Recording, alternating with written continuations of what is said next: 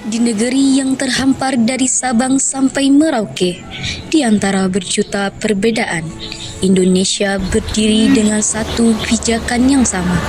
Sebuah dasar, sebuah arah, sebuah jiwa yang memandu pembangunan bangsa ini.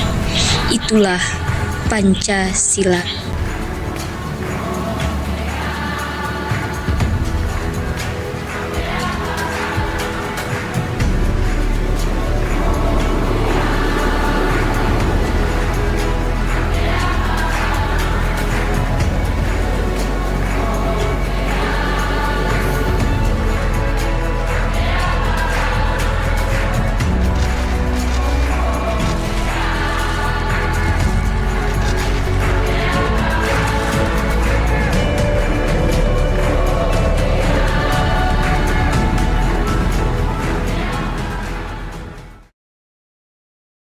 Assalamualaikum warahmatullahi wabarakatuh.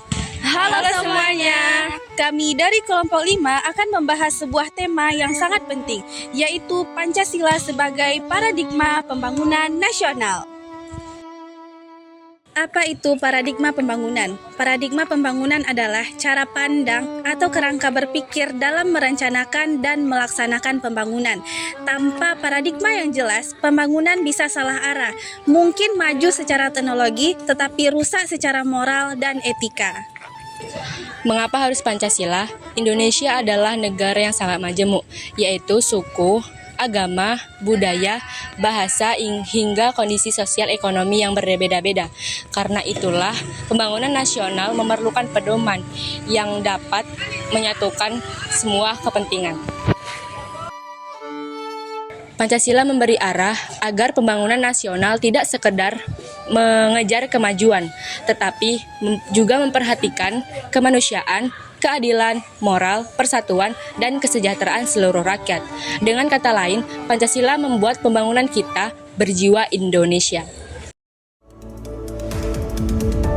Pancasila sebagai paradigma pembangunan. Pada sila pertama, ketuhanan yang Maha Esa. Pembangunan harus berlandaskan nilai moral, etika, dan kejujuran. Dengan menjadikan ketuhanan sebagai dasar, pembangunan Indonesia diarahkan untuk menjauhi korupsi, kolusi, dan nepotisme.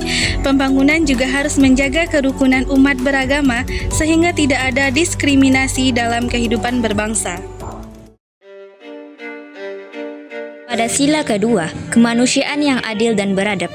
Setiap pembangunan wajib menghormati martabat manusia. Pembangunan tidak boleh merugikan rakyat kecil, tidak boleh memaksa, dan harus memperhatikan keamanan pekerja serta kelestarian lingkungan. Relokasi warga harus dilakukan secara manusiawi. Industri harus memperhatikan keselamatan pekerja dan tidak merusak alam. Pada sila ketiga, Persatuan Indonesia, pembangunan harus memperkuat persatuan, bukan memecah belah. Karena itu, pemerataan pembangunan di semua daerah sangat penting. Tidak boleh hanya Jawa yang maju, tetapi daerah lain tertinggal. Contohnya adalah pembangunan infrastruktur yang menghubungkan wilayah-wilayah terpencil agar semua daerah dapat berkembang bersama.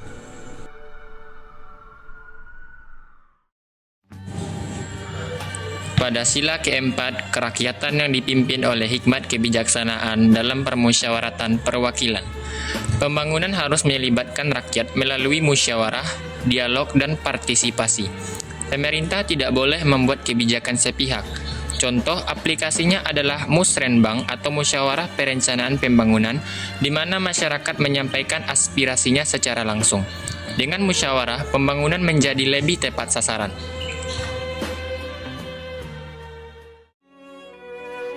Sila kelima, keadilan sosial bagi seluruh rakyat Indonesia. Inilah tujuan akhir pembangunan nasional. Semua warga negara berhak menikmati hasil pembangunan secara merata. Pendidikan yang baik, layanan kesehatan, pekerjaan yang layak, dan teknologi yang mudah diakses. Walaupun Pancasila sudah sangat lengkap dijadikan pedoman, tetapi pembangunan nasional tetap memiliki tantangan.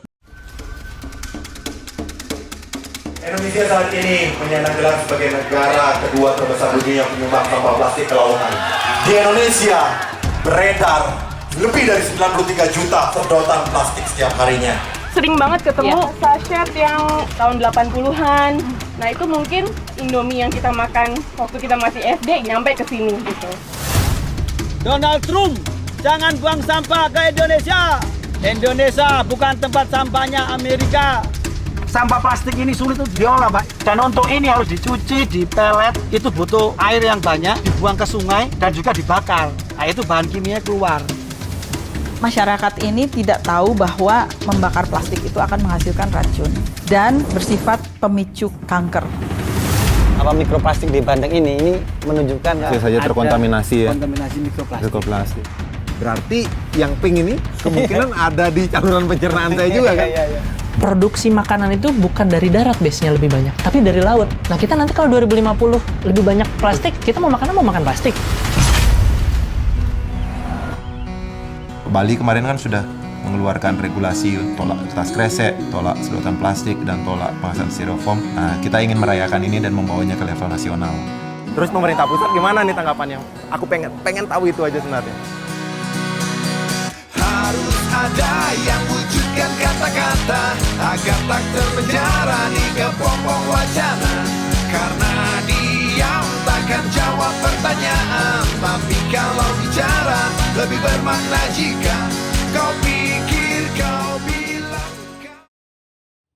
Namun, semua tantangan ini dapat dihadapi jika pembangunan kembali berpegang pada nilai-nilai Pancasila.